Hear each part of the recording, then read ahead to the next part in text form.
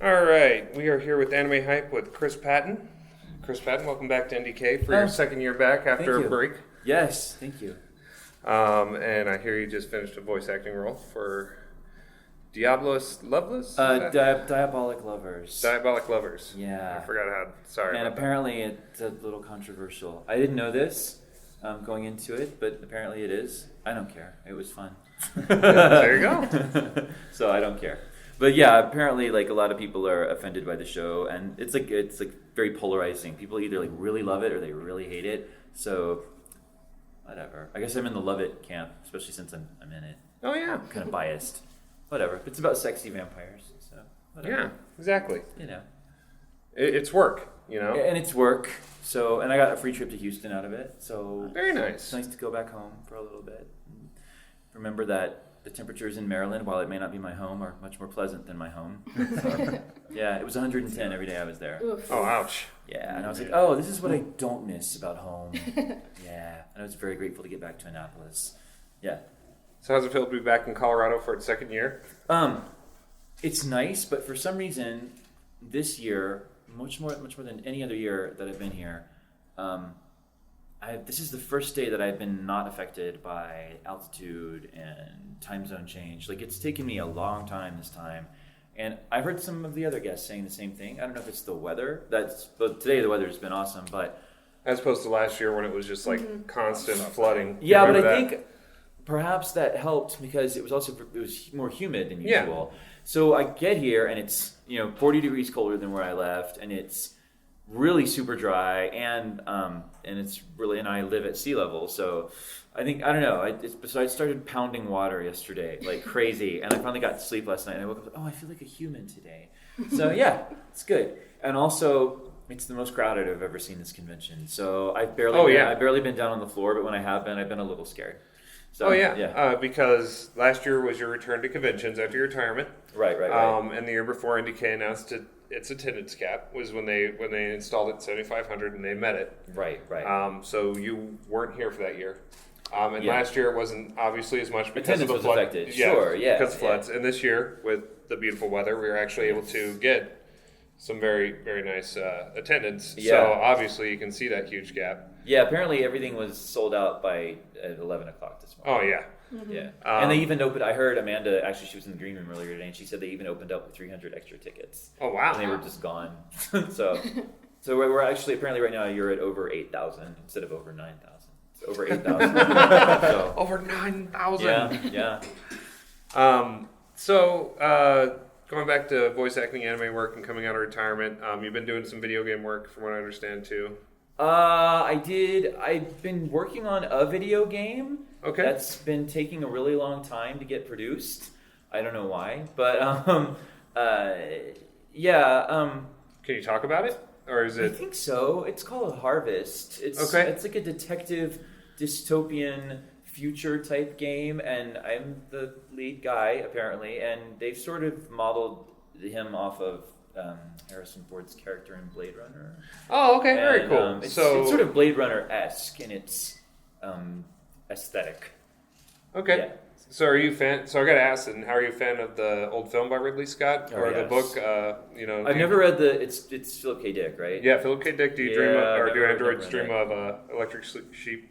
But I love the film. I first saw it when I was like 9 or 10, and of course I didn't really get it, but I thought it was pretty to look at. And so I've watched it since, and I was like, oh, that's Daryl Hannah. That was my first response when I rewatched it later on. But I'm a fan. Oh yeah, no. But apart from that, no. So really, apart from that, all I've been working on is the occasional commercial.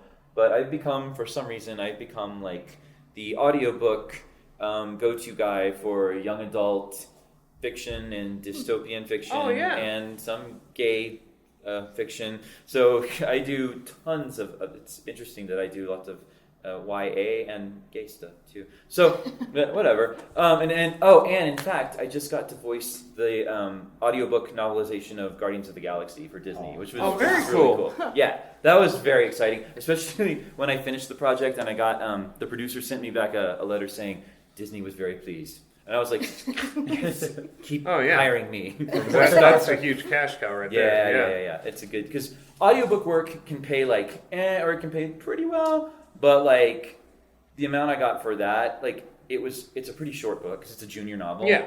I mean, I think the running time is like an hour and 34 minutes, and I got a lot of money. So I was like, more Disney. And in fact, my same producer just contacted me a couple of days ago. He said, I think we've got a lot of Disney stuff coming this year. And I'm like, I'm all right with that. So I got to ask you, doing audiobooks, being a voice actor, when you do an audiobook, obviously you're reading the novel. Do you go into character voices as well when you do? I do. I think we're divided into two teams.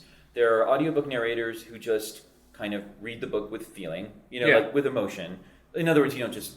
Kind of like if Morgan Freeman read a book or something like that. Yeah, and then there's the ones who probably come from a more stage and VO background maybe, and we tend to like act out all the characters, and everyone has a distinct voice. And I think that's sort of also being looked at as the wave of the future for audiobooks. And that's just how I've always done. I've been doing it since 2010, and but I'm in that second camp definitely. So yeah, I give everyone a distinct voice, and I mean I do change my voice for women and kids and old guys and also races and nationalities, and you take all of that into consideration. So yeah, it's hard. It's the hardest thing that I do in my career is audiobooks. Oh, and really? I think, absolutely. Yeah, absolutely. And I think in the past year I've probably done about 45.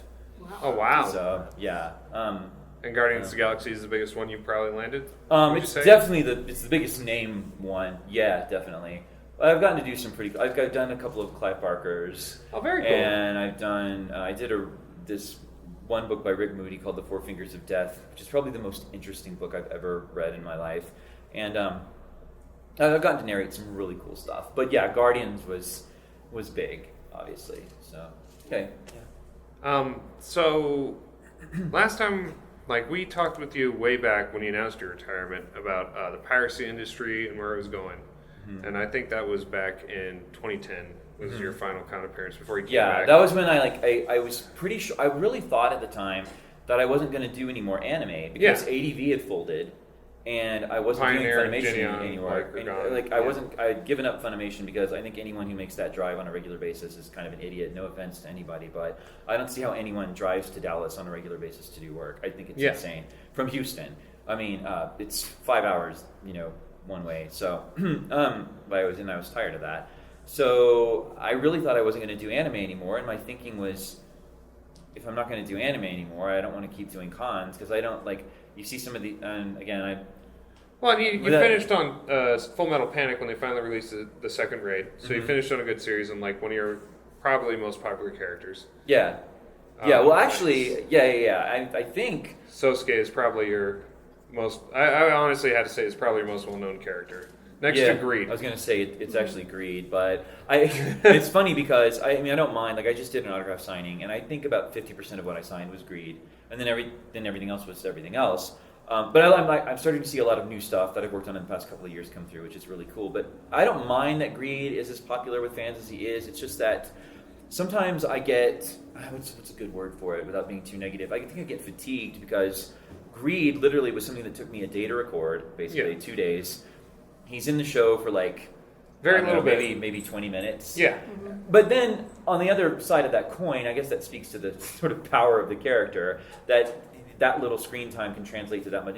We're almost 11 years away from the recording of that dub, and I still I just signed about 100 Greed things, down in that signing. But I do, and yet I signed a lot of Fullmetal Panic and Ino Xboku SS, and like I said, some newer stuff that I've done, and that was good because I like when fans are not sort of myopic, to the point of, but it's that weird thing when you're in entertainment because. Yeah, I've done like 200 anime titles. Oh, yeah. And I want people to recognize my body of work. But at the same time, fans are going to like what they're going to like, and you can't control that. So I have to be grateful for Greed to an extent. It's just sometimes it's like, God, I've done so many other things. And to be honest, I don't even think he's the coolest villain I've ever voiced. My opinion, but I don't. I don't really think he's much of a villain. He's kind of more of the kind of an anti-hero kind of thing. He is, well, especially in his death. Spoiler. Well, you've had 10 years. Yeah. Well, I mean, even in Brotherhood, is Death still like? Because you voiced him in Brotherhood again, didn't you? For like the first third of him. Yeah. And then a few times he shows up to talk to, like, because he shows up for like 5 minutes every now and then when he talks to the other like his inner self. Oh yeah. But I mean, like, I never really viewed Greed as a villain because he kind of did his own thing. So he's more like an anti-hero, not so much a villain. Yeah. A rebel. Yeah, he's definitely a rebel. But what I was getting more at with the piracy thing, like the current state in anime, like I think it's been on I would say it's on a current rise and trend, especially with how popular Crunchyroll's become, which is great to finally see anime finally step up on the online industry and be like, look, we got to find a way to battle online piracy. So we get so Viz has approached Hulu and partnered with them, which is honestly a smart move on them. Crunchyroll's got their own like free service and streaming and like paid service, so does Viz through Hulu. And Funimation has their own like service as well. Right. Would you say the industry is like on a bounce back? You think to the point where it was like 10 years ago, where it was like the highlight? Again. Yeah. Because I'll just give you real talk here. Back in that bubble that hit, like 2002 to 2005. I mean, I'm incredibly frank, and so I remember going in to work on Razafon. Well, my first volume of Razafon, I got paid over $1,200, and there were like 7 or 8 volumes of that show. So you can figure out about what I made on Razafon. Now let's flash forward to 2014. I just got flown to Houston to play like the lead vampire character in Diabolic Lovers, and for the entire show, I got paid $200. Oh, wow. So, people, I'm sure to fans, it's awesome. To everyone else in the industry, it's like we're just acquiescing. So now, do you get any money from like any of the streaming services or anything like that? No, you don't see any of that from nothing. And I always try to tell, like, kids always are frothing at the mouth to be in this specific part of the industry. You have a bunch of people who want to be like, and I'm like, I got to tell you, there's no way you're going to... First of all, there's not that much work to go around. Second, if you're really going to chain yourself to just trying to be an anime voice actor, you better have about 2 or 3 other jobs while you're doing that. And that's something that when ADV crashed and burned and disappeared, I learned really quickly that I had to have all these other streams of income. And that's when I was like, well, why am I'm a voice actor. Why am I just doing anime? There's all this other stuff I could be doing. And so I started doing that. So, I mean, there's a bounce back for the fans, and that's cool. Like and maybe there's a bounce back for the creators in Japan. I don't know. But from everyone who works on the English side of things, I mean, it's comparable to me to what's happening in the music industry, except musicians have an option. Yeah, because they get paid a lot for their live shows. Well, I was going to say, when you're a musician now, as a musician, you go on tour and make money off of touring and merch. Oh, yeah. You don't make money off selling. You don't make any money off of making records. No. Mm-hmm. Trent Reznor has done it best. Like, he actually... So, I don't mean to go on a side tangent. My favorite band of all time is Nine Inch Nails. Mm-hmm. And Trent Reznor's always had this model where he's like, I'm just going to release my stuff for free. And the way I make and then tour, and I'm going to put on a show that's pretty much dedicated towards fans. Tickets are going to be kind of pricey. Yeah. But the way I sell my tickets is directly to the fans. I'm not going to use a third party. There's a great documentary that you can watch on Netflix right now called Who the F? It's actually called that. Who the F is Arthur Fogel? And it's all about the live music industry. And there's a part where they're interviewing Gaga speaks in it, Rush speaks in it, all these. And they're interviewing the lead singer of Rush, and he said... Geddy Lee? Yeah, and Geddy Lee says, let me just break it down for you. He said, back in the day, we would tour to support our new record. He's like, now we make records to support our tours. But as voice actors in anime, we don't... I mean, if we charged outrageous appearance fees at conventions, we could say, I guess you could look at our new business model is we go into anime for $200 to play a lead role in an entire series, but then you go out and do a tour of conventions. And I mean...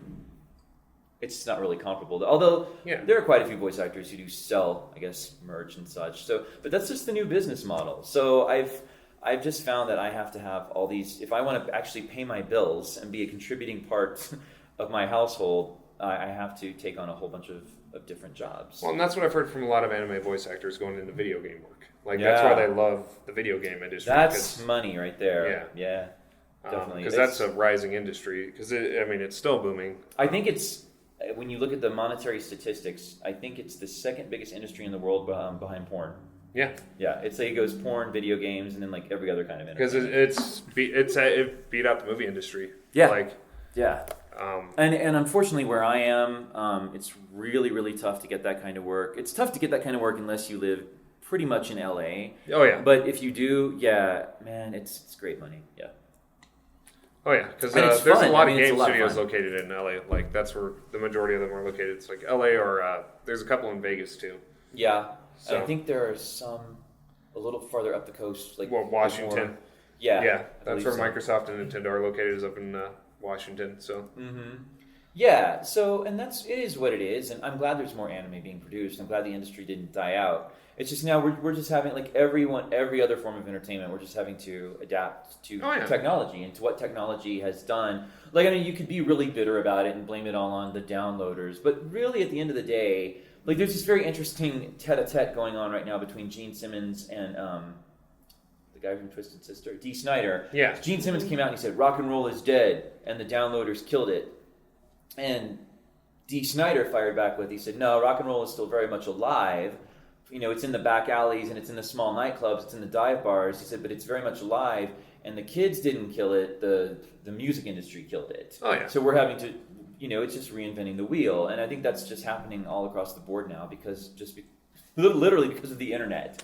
Because of technology. So everyone is, for the last couple of years, and I think till we get to about 2020, everyone in the entertainment industry is just going to really be adapting. And that's what's happening right now. Well, it's going to pretty much a online streaming format. Like the physical media format is slowly disappearing. Right.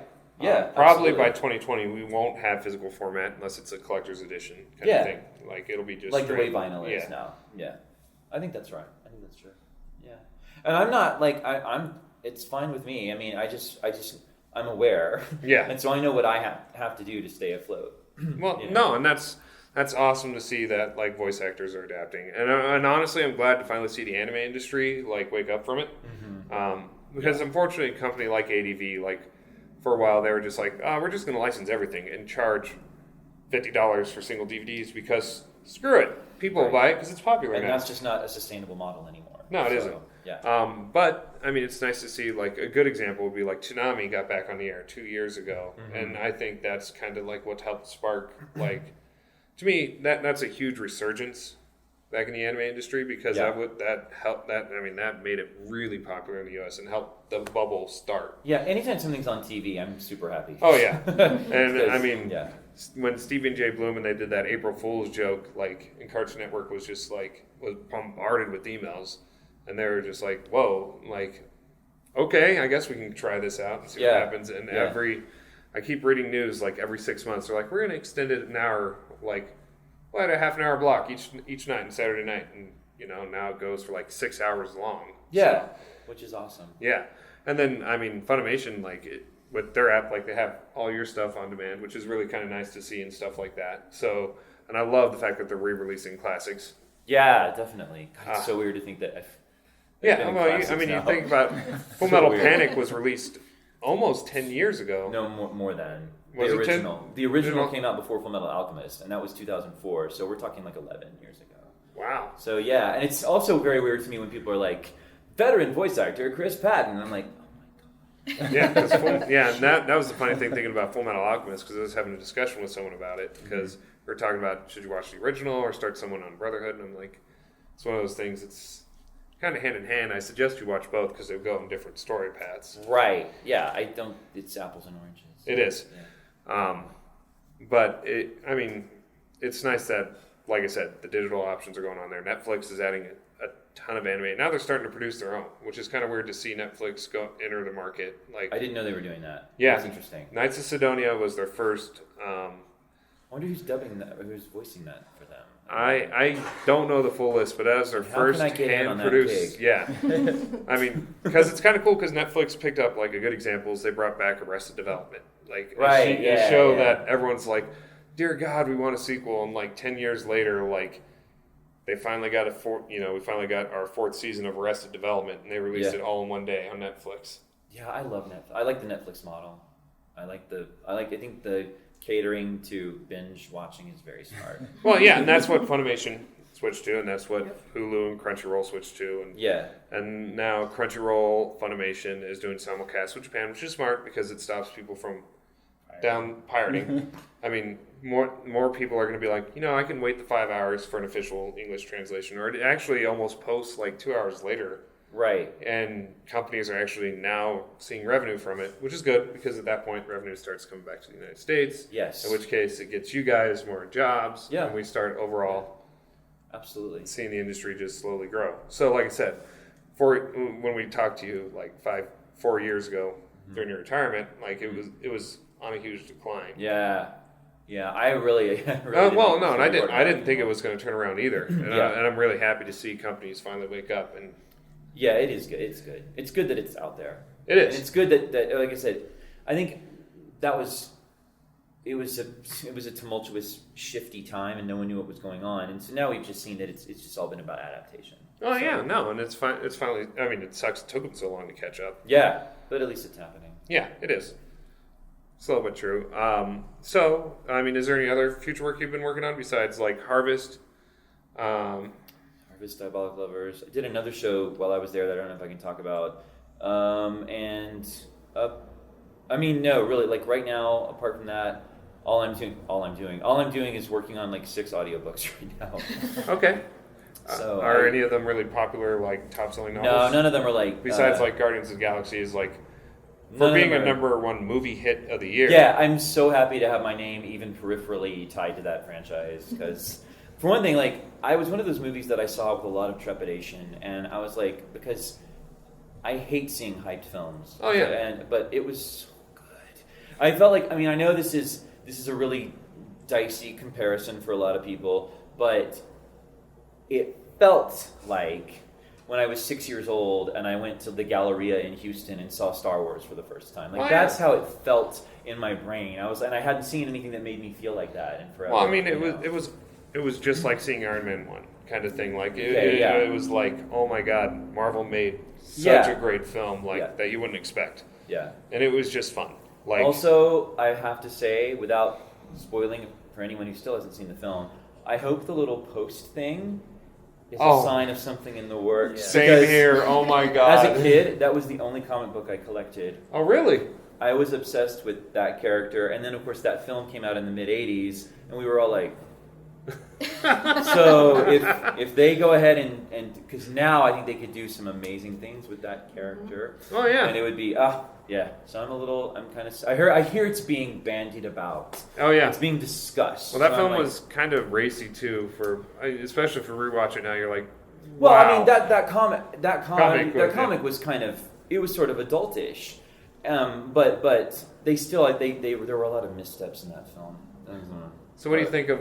so that's something I want to ask about is the comic industry, since we're talking about it. So what do you think about the idea of, like, comic movies? Like, we have...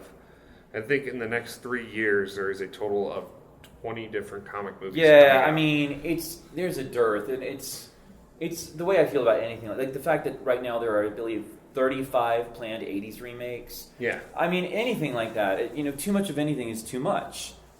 So, and I love 80s movies because I was a teenager in the 80s, but I don't need to see them all remade and possibly mangled.